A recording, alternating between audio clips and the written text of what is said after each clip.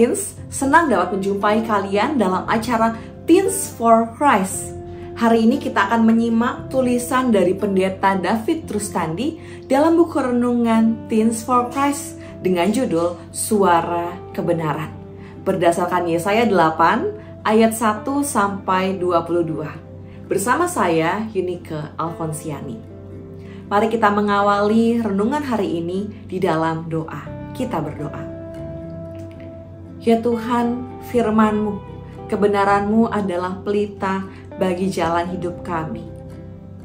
Pimpinlah kami Tuhan pada hari ini ketika kami hendak mendengarkan dan merenungkan firman-Mu.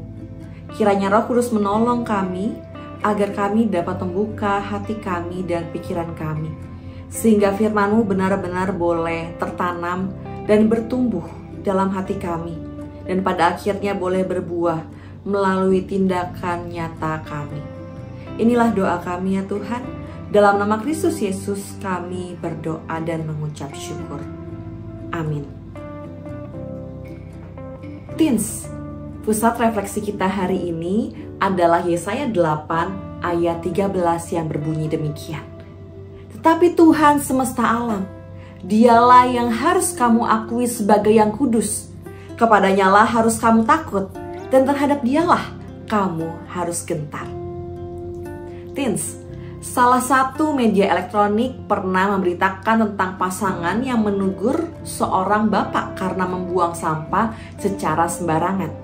Bukannya merasa malu atau bersalah, si bapak justru malah marah kepada pasangan tersebut dan mengumpat mereka. Ada pembaca yang berkomentar menyindir, "Ya, inilah orang Indonesia yang baik dan ramah."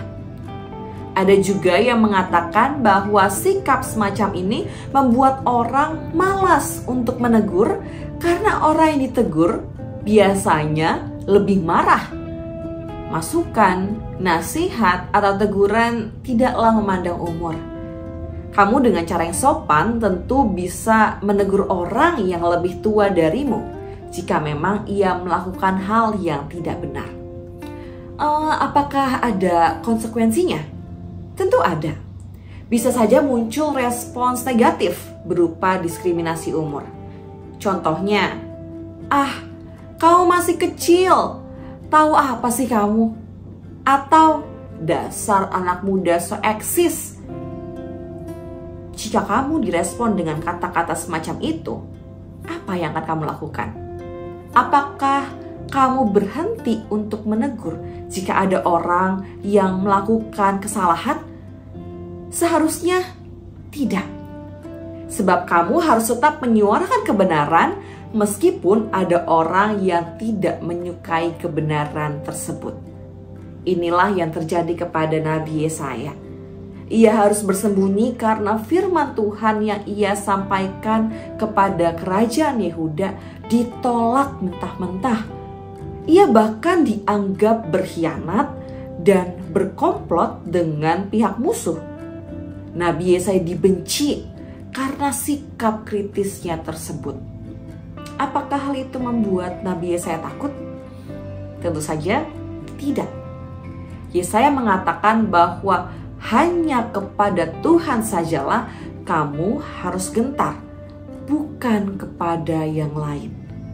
Teens, janganlah gentar apabila mendapatkan respons negatif. Tetaplah menyuarakan kebenaran. Mari kita berdoa. Ya Tuhan, kebenaran-Mu diperlukan hadir dalam dunia ini. Dan ajarlah kami ya Tuhan agar kami menjadi anak-anak-Mu yang berani untuk menyatakan kebenaran. Tantangan pasti ada. Ketakutan mungkin juga ada dalam hati kami. Tapi kami percaya bahwa hanya Tuhan yang menaruh keberanian dalam hati kami.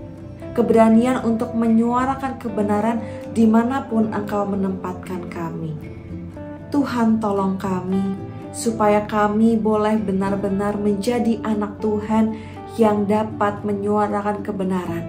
Sehingga dunia ini, lingkungan kami dimanapun kami berada, boleh merasakan kebenaran itu. Dan setiap orang akhirnya boleh hidup dalam damai sejahtera yang hanya daripada Tuhan saja. Sertailah kami ya Tuhan dalam kami menyatakan kebenaran. Lindungilah kami dan pimpinlah kami.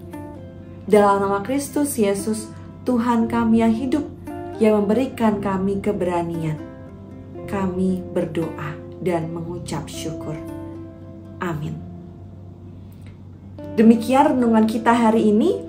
Jangan lupa subscribe, like, dan bagikan kepada yang lain. Tuhan memberkati.